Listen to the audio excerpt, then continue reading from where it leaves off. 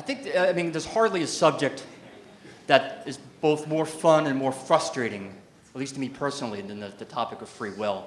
I mean, it's a fantastically intellectually challenging and fun thing to be able to quote William James and then Bell and then talk about being the parent of a toddler and all the different conundrums that the free will questions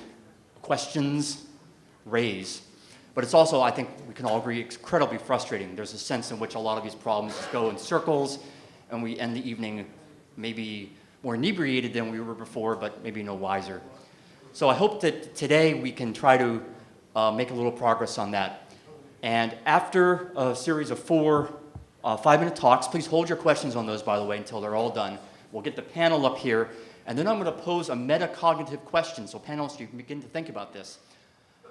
What good do we hope to achieve by continued discussion of the questions of free will? Are we just going to go back in that big circle, or are we actually going to be able to move and make some progress and make Aristotle and Plato and the greats of the past proud of us that we've actually made some progress on these questions? So, as I said, we've got 4 short talks, and we'll start with Chris Adami. Thank you, and since I only have 5 minutes time, I'm going to try to get through this fast. So part of my lab is involved in trying to make intelligent machines, and we're trying to do this in the only way that we know it works, namely by evolution. But I'll first show you what we want, what we have right now, basically, or what we want to achieve, and where we are, basically not my lab, but other people. So what we want, of course, is this, right? That's the HAL 9000. And it was supposed to be operational already in 1997, but that's obviously not happened. So in movies, AI is actually easy. Here you see a few of these examples, but in reality, we're actually stuck with stuff like this. And so what we do have is we have machines that play chess, and we have machines that play Jeopardy, and they do this all very well, and we have driving cars by Google. But, you know, what would we really like to achieve? Certainly, playing chess and Jeopardy, I think most people will agree, is not intelligence. It is special purpose knowledge. It's kind of brute force with some heuristics, and of course, Google's car has car driving intelligence, but we shouldn't ask it to play chess or Jeopardy, and of course, nor should Watson be asked to drive a car. So I want to introduce you to a classification of 2 types of intelligence. This type, what I like to call type 1, is an intelligence that behaves appropriately given the environment. It has kind of all its answers ready. It has if X then Y rules, and it's these kind of things. The kind that we really would like to have one day, I like to call type 2 intelligence. That's the kind that reasons about the environment. It understands, it predicts, and it plans. And it is, of course, all of those types of intelligence that we love and cherish. So what does type 1 intelligence have? Well, first of all, we do have it, actually. I mean, we have achieved this, but I think type 2 intelligence we have yet to achieve. And among the things that type 1 intelligence has is, for example, we don't think that the kind of things that we have made have any free will. In fact, we don't want to have them any free will, Google's car, for example, being a typical example. But apparently, these things that we have identified to have type 2 intelligence do have free will. So what is all this about? So in reactive machines, the actions are directly influenced by what the agent perceives. And in fact, in our brains, we still have those pathways. Here's the brain, and there is this dorsal stream, which is known as the Ware pathway, and that, in fact, is a almost pure feed-forward pathway, and it connects directly to motor neurons, and that's pretty much this type 1, intelligence, at least for the visual part. Type 2 actually has its own pathway. It has a Watt pathway, which has a lot of feedback loops in it, and seems to be also later evolutionarily, and this is apparently where the type 2 sits. And what's special about this? It is involved in recognition, and it uses memory. Memory is absolutely key to this. So it is in these Watt pathways that we know long-term stored representations are involved. What these things are internal models of the world that we are using to make decisions, and we can do those even with our eyes closed, with all senses closed, because they are actions based on internal states. And what I want to argue is that they are actually crucial to the experience of free will. So what we do in my lab is embodied cognition. So basically we do robots that live in an environment, act on it, change it, and perceive stuff from it. These robots have brains that, from a new type of brain that we devised called hidden Markov machines. And in these brains, these Markov networks, what happens is that these internal representations evolve. They're not being programmed, they literally evolve. Here's kind of a picture of how this works, but I don't have time to actually explain how it works. But basically all the, these are logic gates, stochastic logic gates that connect inputs to outputs, and how they connect and with what logic, all of that stuff is evolved. So you can think of these things as neural networks on steroids, because in neural networks, the connectivity does not change. So how are these things evolved? Very quickly, we encode the connectivity in logic in genes. The expression of the genes creates a network, so we evolve the genes rather than the network. So here's an example for a brain that we evolved just to recognize handwritten digits, and it kind of looks like this after evolution is done, and we start with a completely random thing. So these are the sensors up there, and here are logic gates, and here are the actuators that make the decisions. So all of these Markov brains in principle can learn. Okay, they have the potential to change the firing probabilities that are genetically encoded at first, but they can also be changed by experience, and it can change the memory and the representation by every sensory experience. Okay, and as a consequence, if a brain that we evolved is presented with a stimulus, it can actually change the behavior. Makes the behavior, gets a new stimulus, and then presented with the same stimulus again makes a different behavior, so it looks like it has free will. But if you actually take away this capacity to change your representations, to learn, then in fact they look dumb. They don't actually display free will. Now, this is only behavior, okay? But on the other hand, if I can't ask the person or the robot, then the only thing that I can evaluate as far as free will is concerned is behavior. However, there's also, in fact, some clinical evidence that give you the same type of results. So there's a patient that was hospitalized and in fact had lost her short-term memory. And what happens is that, she had to go to the hospital, every 7 days or every 4 days, I forgot. And every time she goes into the hospital and sees the floor, she says the exact same sentence, namely, "Holy shit, these floors are so fancy for a hospital room." Every time. And if you would ask her, why do you say that? Well, I just felt like it. And it's like, did you do that out of free will? And of course she said, yes, that was my free will. But she does it every time the exact same way because you took away the memory. So when we see this hospital floor for the second time, we change. We change our representation. We go, oh my God, I remember I already said that. I'd look stupid. Okay. So it turns out that, you can have the appearance of free will and you can have the non-appearance free will even when the person believes they still has it. So, type 1 intelligence is easy to design but boring. There's no consciousness, no free will. Type 2 intelligence is perhaps impossible to design, but we can evolve it. And it seems to have, first of all, increasing phi, Tononi phi, we measured it. It's a better corollary to fitness than, in fact, predictive information that we also heard about. As they become more fit, and in fact, these type of things can look like they have free will if the machine can learn and remember. So I'm going to leave you with my definition. Free will is a consequence of lived and remembered experience. And even a android, like this one out of Blade Runner, with a decision of free will, can tell you a very personal, intense story of free will, even though, being in a machine, you might think that such a machine could never display. So the first thing I want to say is, did I want to type this?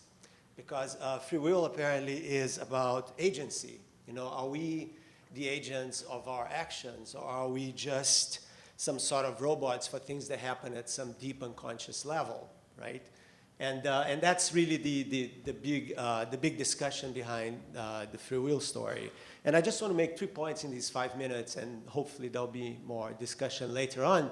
The first one is that free will is a very hard thing to define, right? I mean, you can ask different people, they'll have different opinions of what free will really means. But one way of saying it is the one I'm going to use, which is the ability of agents to make choices without reasonable coercion, right? So, and the reason why you put that reasonable coercion in there is because obviously we're always constrained by our biology. We are constrained by our life experiences and by many different commitments. I think it was Sartre that said that, you know, freedom, to be free, is to be able to choose to what you're going to commit.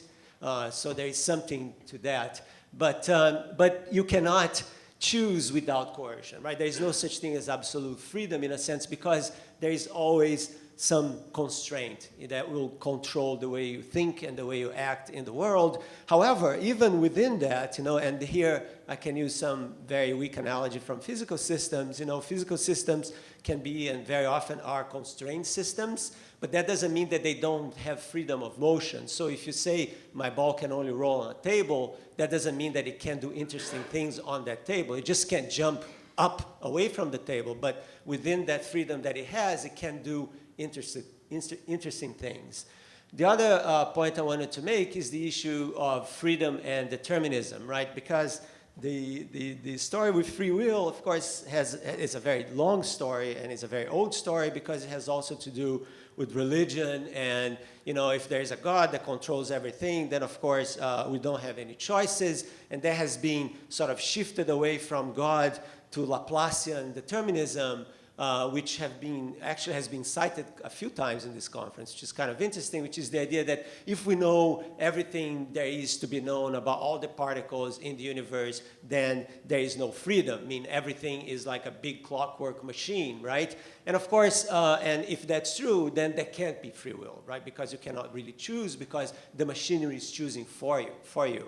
However, that's really nonsense from a physics perspective, because even classically, you know that you can't do that, because in complex nonlinear systems, which are the only really interesting systems in nature, there is a sensitivity to initial conditions that you can only predict the future within limits. And I think it was Fred Adams that made the point of the Lyapunov time of the solar system, for example. So in a sense, because to predict the future, you need arbitrary precision, you can never really predict the future at long term. There is a point where your predictions are going to break down, right? So that's a limitation which is purely classical from determinism. Then, of course, if you were here when Anton Zeilinger bravely gave his talk from Vienna, you know, he said something which I think is really very important, which is that randomness limits our ability to control the world. And if you want to look for absolute randomness, you go to the idea of the polarized pair of photons, right? Where indeed you can say that if I have a pair which is entangled, no, one is going to go up in polarization, the other one may go down, but you do not know what that polarization is going to be initially. So there is this intrinsic randomness in nature over there, right? And here is something perhaps related a little more towards the brain, is the notion that to say you have a predictive system means you know all the forces that are acting on that system, right? And we do not know all the forces that are acting on our systems, right? And so in that sense, we cannot even come close to saying anything about from quarks to leptons to synaptic gates to organized neuronal nets that are connected by oscillations to ... thinking. There is a huge conceptual gap in connecting all these dots, and it's sort of naive to think that you could actually go bottom up and think about this. So I think it was Anita that made a comment. There's some need for some new conceptual structure here that we still don't have. I'm a materialist to the bone here, so I think that it is all coming from the way our material structure is organized in the brain, but yet we still have a lot to learn. Finally, I went back. How is that possible? Never mind about that. So finally, this issue of philosophy and neuroscience, right? And the point is that there has been all this kind of heated debate between some philosophers and neuroscientists about the issue of free will, because experiments such as Libet's experiment says that basically some people come to make a choice before they are aware of that choice. So they push the button to decide a question before they are really aware that they are making that choice. So they're saying that something in your brain is choosing before you actually know you're making that choice, right? So in that sense, people would conclude, like Sam Harris and Jerry Coyne, etc., that there is no such thing as free will at all, right? That the brain has some sort of autonomy which goes beyond, before awareness, right? And that, and so others would say that that's really not the case at all, because, you know, maybe these subconscious actions are also part of you. So even though if you're not aware of them, they're still part of you. It is some part of you that is decided if you don't know about it, so that you don't have agency over it, but it's happening, right? So philosophers like Dan Dennett, etc., right? And my point on this is that this is a very simplistic way of thinking about free will, that there is a whole hierarchy of choices that we go on in our lives, some very automatic, that indeed we are not even aware of them, but when you start to amplify the complexity of the things that you do, or, you know, should I marry, or should I buy a bicycle, or should I, you know, rob a bank or kill someone, or should I go do a PhD in physics or go to the stock market, those decisions involve a series of backwards and forwards, and they are not simply automated within some unconscious substrate of your brain. So I think there is room for both, and it's not as simple, there is no free will, or yes, everything is free will, but there is a real gradient of complexity that we have to come through to understand this problem. Great, thanks. People who know me know that I never give a PowerPoint presentation because PowerPoint is Satan. This is my idea of a PowerPoint presentation. I'm going to suggest that we should approach free will in a different way, and I'd like to give a different explanation for why we feel free than the ones that have been given for actually thousands of years. I should say that I consulted with a lot of philosophers, including Jeremy Butterfield, who was my MPhil supervisor for history and philosophy of science at Cambridge University. And if I learned one thing from him, that you should be precise, and when talking about philosophical issues, you should actually hold back and try to make things not as grand as you might. So I'm not going to explain free will itself. I'm not going to define free will. I'm not going to say whether we have it. However, I wish to explain the sensation or the phenomenon which I believe is at the heart of free will, which is our inability to predict our future decisions. Like at 4 o'clock, I said, coffee's out, caffeinated or decaf? Well, for me, that's actually a rough decision at 4 o'clock because the caffeine is more excited, but it also could have negative effects later on in the evening. So let me actually just go through this explanation because I only have very little time. So for thousands of years, people have actually argued about free will in the context of whether the laws of physics are deterministic or indeterministic. So for example, Epicurus, this was reported by Lucretius in De Rerum Natura. Epicurus said, wow, everything's atomistic, the atoms move around, everything's deterministic, except every now and then one of the atoms gives a small swerve. Why does it give a small swerve? Because otherwise we wouldn't have free will. Now I've got a great Lucretius quote, but I'm not going to give it to you because there's no time. No jokes, no time, no questions. So that's what I said. Right? That's what George told me. Okay, however, when Newton came up with his Newtonian laws of physics, they were deterministic, and that caused a huge problem for philosophers for the next 300 years, basically, because if everything's deterministic, where's the freedom in that? Okay. So actually, I did a lot of historical research in this, and the first indication that actually James Clerk Maxwell, in a paper in like 1885 or something, actually said, look, my laws of electrodynamics exhibit sensitive dependence on initial conditions, and therefore this might be enough to save free will. So sorry, Marcelo, it wasn't your idea. But yeah, this is, and then when quantum mechanics came in, Eddington pointed out, hey, quantum mechanics adds real randomness, and thus physics withdraws its objection to free will. It was a grandiose thing. Okay, but does randomness actually save free will? And many people have chatted about this, okay? My claim is that actually this question about determinism and randomness, which goes in philosophy under compatibilism and incompatibilism, really doesn't have much to do with free will. What is free will? Or rather, not free will in general, sorry.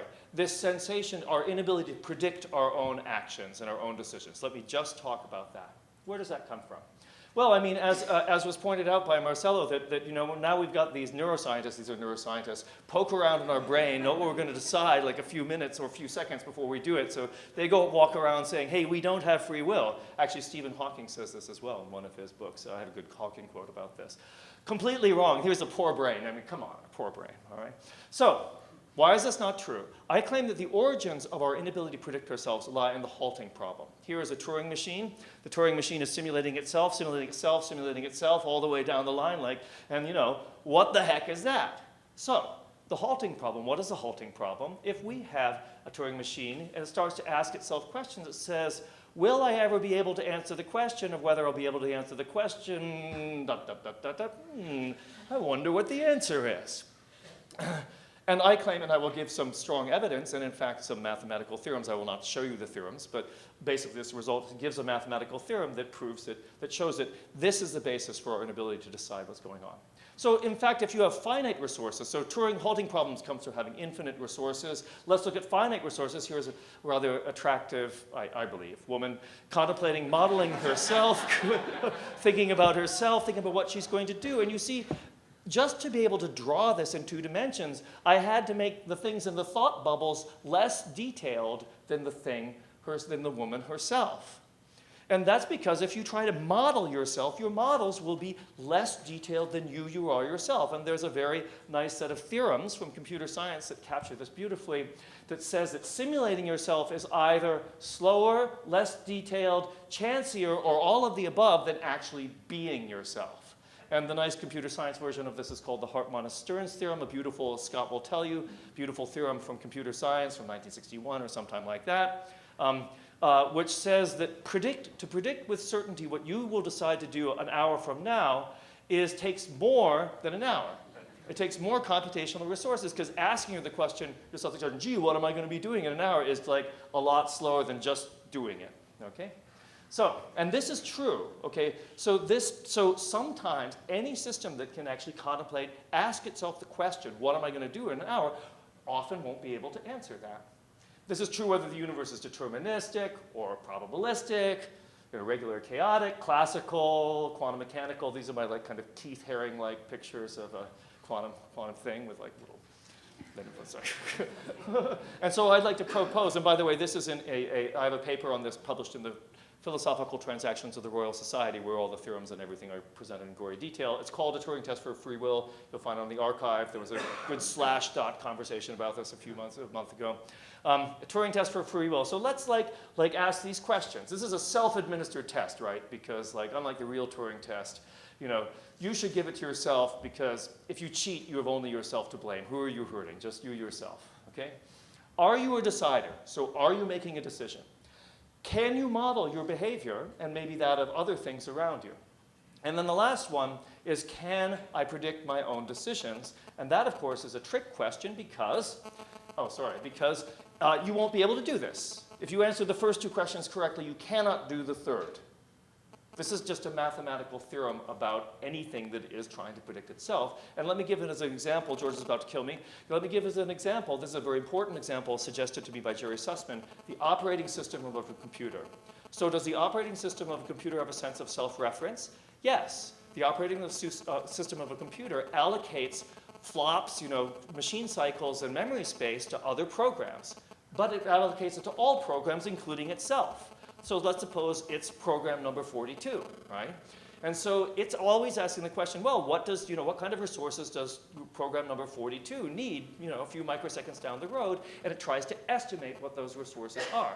So it has a sense of self-reference, extremely rudimentary. You know, hey, here's program 42. It happens to be me, okay? But it doesn't, you know, not conscious or anything like that. Well, I don't know, some people might think that, but not conscious. So it says, okay, you know, what am I going to do? It won't be able to predict what it's going to do. This is just a theorem. You know, it's a computer science theorem. All right, it's not some like, I don't know. Anyway, okay, so who will pass? Thermostat? No. 1 state, two states, off or on, not enough bits to even simulate itself out of a paper bag. Dogs and cats? Maybe. Sure. We don't know. I would think so. Little plankton, you know, bioluminescent plankton. Trees? Probably not. Okay. So, but yes, computers, smartphones, They have this capacity in their operating systems to predict their own future behavior. They cannot predict their own future behavior. And I look forward very soon to the smartphone free will app. And I should say that my wife had made me get a smartphone so I could teach her how to use a smartphone. And I asked Siri, I said, so Siri, when the lecture is over, do you want to go get a beer? And Siri said, Seth, this is about you, not about me.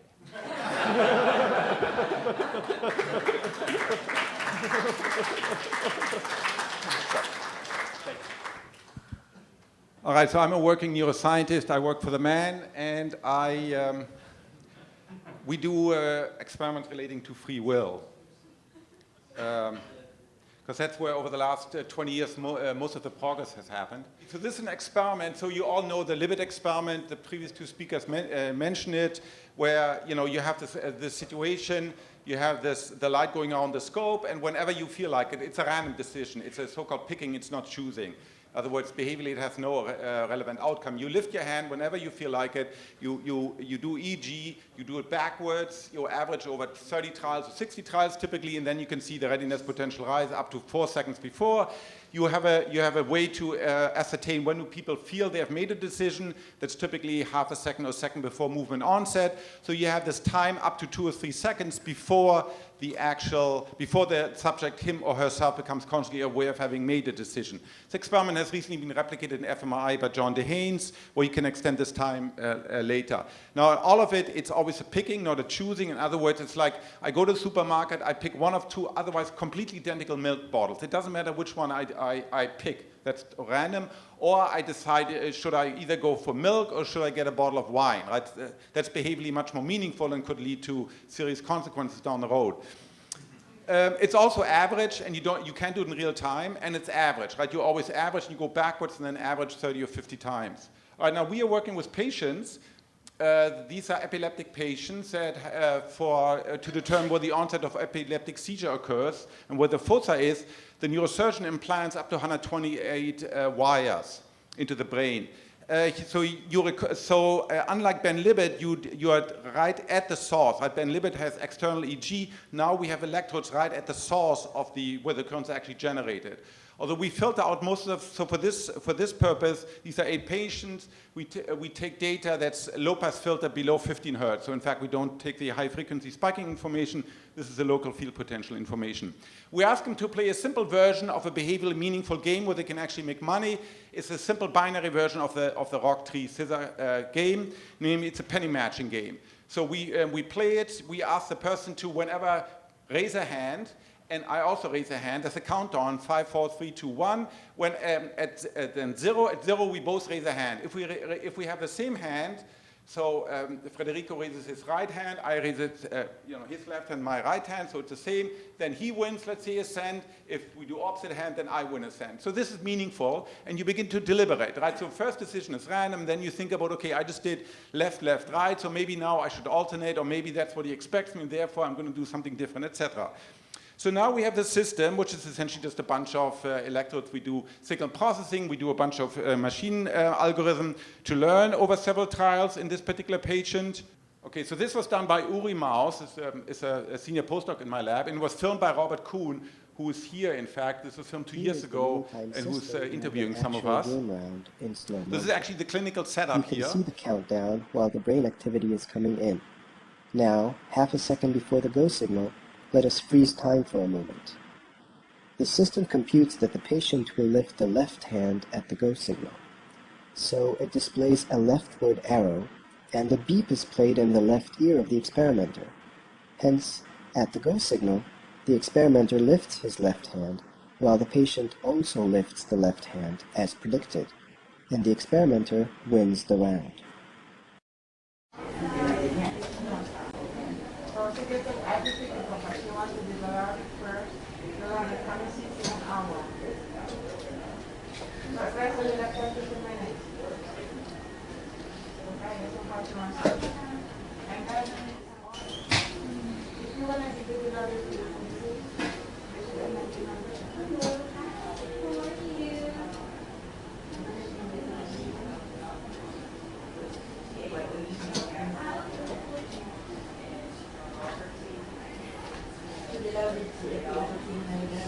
Most of the methodological criticism that has been raised against limit experiments falls flat on its feet, since this is real-time prediction. As long as we are sure that we are above chance, the system can read out signals up to 4 seconds before the actual movement. The system has access to, within the brain of the subject, up to 4 seconds before the subject makes a decision, there's already relevant information.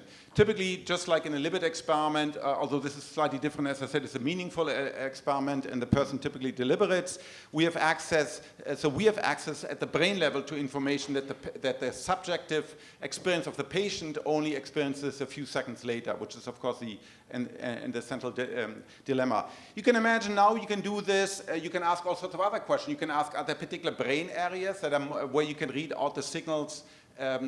Is it preferentially anterior cingulate cortex, for example, versus if you do a random decision like a picking decision, maybe it's basal ganglia. What is the time scale? What is the frequency? Are there a particular group of neurons, right? Biology is all about specificity, so people typically try to identify specific groups of neurons that are involved in specific decisions rather than just a large part of the brain that's involved. So you can do a lot of interesting experiments now to manipulate. Another experiment that you can do, which we know from has Isaac Friedes done, it's again a neurosurgical setting where you can stimulate, where occasionally you have to stimulate the brain, and you can evoke a direct feeling of what people call agency, right? So if I lift my head, I have an agency. I have a feeling of agency. If somebody lifts my hand for me, I don't have this feeling of agency. So you can evoke this feeling of agency using direct stimulation. So what that tells you, that part of the story is just like we have a perception for color, a conscious perception for color, or conscious perception for pain, we also have a conscious perception for the feeling of having willed in action. So this is separate from the issue, is it free or is it not free, and what do we mean by free action, all of that. What I'm saying that we know there are mechanisms in the brain that specifically give rise to the sensation of agency, that I just made a quote, a voluntary decision, which is exceedingly interesting, I think. Thank you. Great, thanks so much. So let me abuse my position as moderator to ask that meta-cognitive question I posed before. Are we doing any good by discussing these questions of free will? If the panelists could comment, how can, maybe better is to put it more positively, what progress can we make on these deep questions, or are we doomed to spinning in circles? Marcelo, would you like to take it from that side, or should we flip a coin or raise a scissors paper? So this is one of the one-sentence answer kind of thing, right? Twitter answer would be good. Okay, let me count the characters. So I think the reason why people get so worked up about free will is because it's directly related to our human dignity. And I think it was Andrew Briggs this morning that raised that question about consciousness and dignity. And I think free will hits it right on the head, because if you don't feel that you have agency over your life, then what are you? You know, you're not like an individual with wishes and desires anymore. You just become a sort of victim to a machinery. And that takes dignity away from people. So in my view, that is one of the reasons why free will is such an important thing to think about. Wow, Twitter has really changed. He did a lot of compression and what accounts. I feel a bit more relaxed about free will. I don't feel like my dignity depends on it. And I kind of agree with Paul that in order to solve free will, we first have to solve life. I would add that we also first have to solve consciousness. So I will happily refer to Christoph for that. But the problem of solving, or I mean, you can't really say solving, but the problem of understanding life better is definitely close to my heart, so I'd like to focus on that rather than asking these more elaborate questions. The central feature of free will, the inability to predict our future decisions, does not require consciousness. And may I just say that this is not part of my Twitter thing. Carlo Rovelli just pointed out to me an article that he published on Edge. So if you go to Rovelli Edge Free Will, that says things really, really similar to what I said. I only managed to read half of it before coming up here, but I want to advertise his stuff. I think the philosophical debates are less interesting. They've been going on since 2,000 years. If you read Duns Scotus or Thomas Aquinas, they talk about symmetry breaking, same thing we do today. I think what's happening over the last 20 years is really interesting debate pertaining that has great pragmatic consequences pertaining to free, willpower. Why is it that some people can stop smoking, other people can't? Why do so many people know? The dilemma is most of these people perfectly well know they shouldn't smoke, they shouldn't eat, become obese, they shouldn't engage in dangerous sex, they shouldn't do drugs, etc., but they still persist. So this raises a very interesting question that people have now attacked experimentally, both psychologically as well as neurobiologically. What is this willpower? Is it a conserved property? It seems to be conserved. In other words, if I exert willpower to stop smoking, I have less willpower to stop drinking. And so there's a lot of experimental work now going on. This is obviously, given the great pandemic we have in our country regarding obesity and other issues, this is really a pragmatic, a clinical issue, but also an issue for all of us. Each one of us has to lead a life where we control our impulses. Sex, hunger, drugs, alcohol, all of those things. So it's a problem where we can learn from science, particularly from neuroscience now, and psychology, and apply those lessons to our own life. While I agree with everything that Christoph said, on a more prosaic level, when you're really asking only the question, is my future decision predetermined by something, or whether, in fact, I am free to make the decision, this is a question that has bothered a lot of people, and I have thought about it myself. Now that I've seen that, in a sense, where it comes from, namely that it's your entire personal history that shapes your decisions, given the environmental stimuli that you're seeing, then I can tell myself, look, I don't have to worry about the free will problem anymore, and I can move to other things. So that's a pragmatic thing.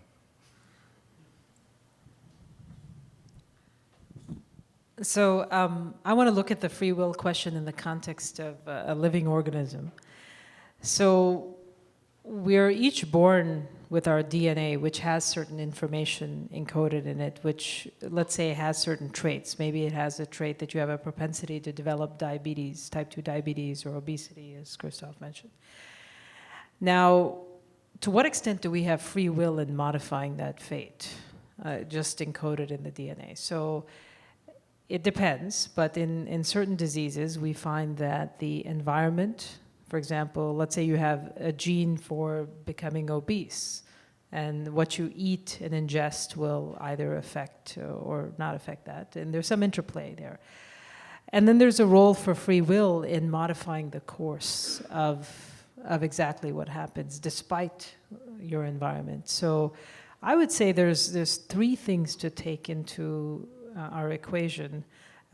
The encoding of the system, that's sort of the initial conditions and maybe some boundary conditions, the environment that's in which the system is placed, and a third agent called free will, which may be coming from yet another place, connected to this sort of higher concept of consciousness, which then adds into that. And it's that three-way interplay that determines the actual trajectory, at least in this context.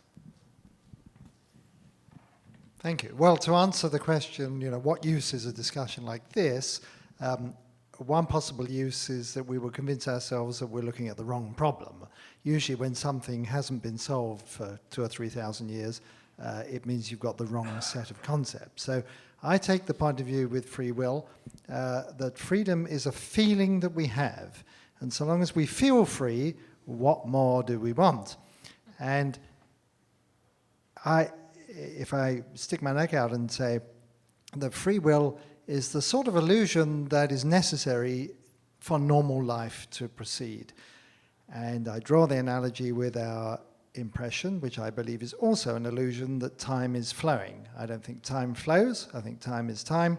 I think that the so-called flow of time or passage of time is an illusion, but it's one that we have to have in order to lead normal lives. Great, thanks everybody.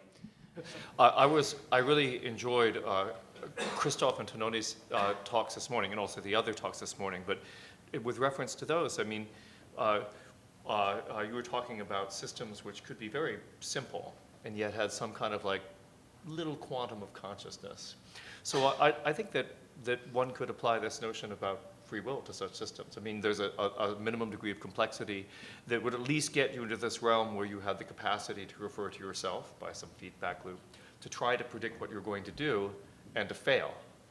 But, so at the level of societies, I mean, ironically, at the level of societies, it's a lot harder for to exhibit free will. It's not so clear, but I think that very tiny systems, including microorganisms or these kinds of systems, might have some little modicum of free will, just in they have some modicum of consciousness. Yeah, so integrated information, I mean, Julius' integrated information theory does assert there's this very close link between causation, the maximum irreducible set of mechanism in a particular state, and consciousness. In fact, at some level, they're really the same. Can I just one quick comment about this issue of questions? And a question has been around for so long, and we haven't answered it, and so we should forget the question. I would say that not every question needs to be answerable to be interesting or relevant. I think that it generates knowledge just by the fact that it is an open question. So we have lots of open questions in human knowledge that are generating new and more information. So I think free will is like that. So pushing it aside just because it's a hard question, it's sort of closing a door to a lot of human creativity dealing with this issue. Other questions, comments, diatribes? So I want to ask, the question is fairly obvious, but hasn't been mentioned by the panel. So it seems to me that if you say that the human mind has free will, you're saying that it cannot be accurately simulated by a universal computer, a Turing machine, which is deterministic. And obviously, a deterministic machine has no free will. A mathematical machine, such as a Turing machine,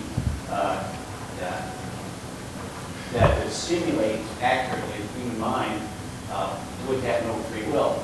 So you're implicitly saying, when you say the human mind has free will, that it cannot be simulated accurately by a universal computer. Well, and I'd just like to comment on that. Well, I don't think I said that. I mean, first of all, there's nothing, the laws of physics appear to be computable, as Scott eloquently said. So if you believe that the human mind can be described by the laws of physics, then the human mind could be simulated on a computer. I do take issue, I think the question, just you stated rather bluntly that a Turing machine or something operating deterministically could not have free will. I think that's, that's a choice, but I don't think that that's very obvious to me. Indeed, in fact, as I was arguing, if you, whether you think a computer or an iPhone has free will or not, it still will exhibit this fundamental phenomenon of not being able to predict its future decisions. Then it's up to you to decide if you think this is free will or not. Right? So, I mean, actually, I think that this goes to George's question. And this conversation seems to be actually, at least I think that, as Jeremy was saying, these things, there are too many ideas muddled together and tangled up. And it seems that if we can distinguish between, okay, there's the part where we can't predict our decisions. That, I would claim, doesn't have to do with indeterminacy, but rather with this fact of self-reference, and that adheres to iPhones as well as to human beings. But then there, of course, are social and ethical issues which adhere to human beings as a whole, and then there's a question of consciousness. So are we conscious of our decisions? Do we actually experience and are frustrated by our inability to make them, which has something to do with consciousness? And if we can disentangle these threads, then maybe we could assemble a more whole garment.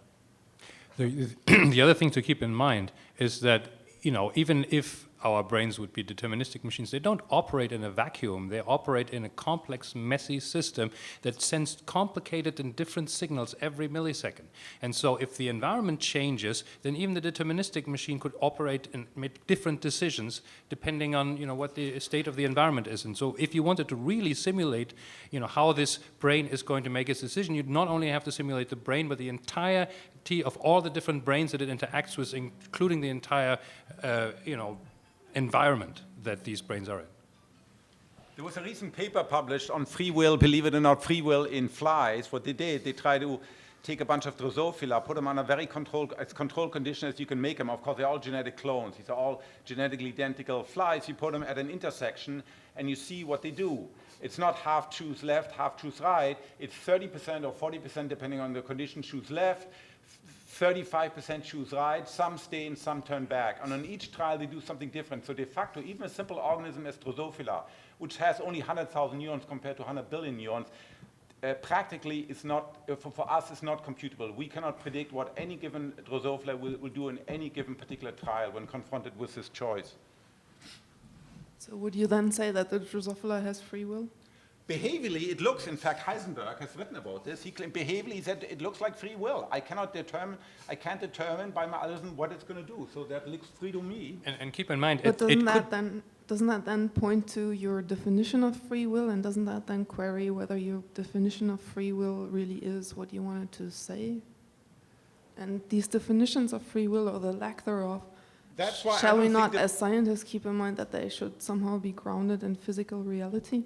Well, the physical realities, I can't predict it. And therefore, I feel behaviorally looks like. I mean, that's the point about these, what I find very frustrating. But what do you mean by it looks like? Debates with around definition, right, about words. What does it mean, free will? And we haven't gotten very far, 2,000 years. But as Seth said, if we can separate out the various issues and operationalize them and do sort of do science on them, then we can actually do quite well. We can untangle these different issues. But you say it looks like free will. So what does that mean? Well, free will, if you're a judge, right, you're on a jury, right, I was this, I had to decide in a murder trial, was this person guilty or not, and there I had to think about this problem, and then we had to ascertain whether beyond reasonable doubt, this person with this particular weapon at this particular point in time did the deed, right, and then you wonder, is he Cartesian determined, is it compatibilist? But you know, so you have to make a decision. In this very pragmatic day, this happens every day in the courtroom, right? So, and there finally you just go on these sort of operational criteria. Fortunately, the jury was not asked, did the person act freely? Because then the jury wouldn't have returned any verdict. Yeah, that would shut down the jury system. Anita? So I think there's something very interesting emerging here, and that is that the degree of consciousness of a machine or an organism could perhaps be directly related to its ability to exercise free will or seeming free will, meaning a deviation from some sort of pre-algorithmic program. So on one hand, that could be a pre-programmed system, like in a DNA, there's a code, or it could be a reaction to an environment that's pre-programmed, or a probability of certain reactions. But then the more conscious that individual or organism or machine becomes, it becomes more and more able to deviate from that. So how do people feel about that definition of free will and consciousness? Just to throw it out there. Yes. Oh, sorry. Actually, wait, she's posed a question. Let Paul take a crack at it, and we'll go to you. Well, I wasn't going to take a crack at that. I just wanted to comment on this muddle about free will and determinism and the notion that you can't have free will in a deterministic system. Isn't the whole point of feeling free is that your will determines your actions?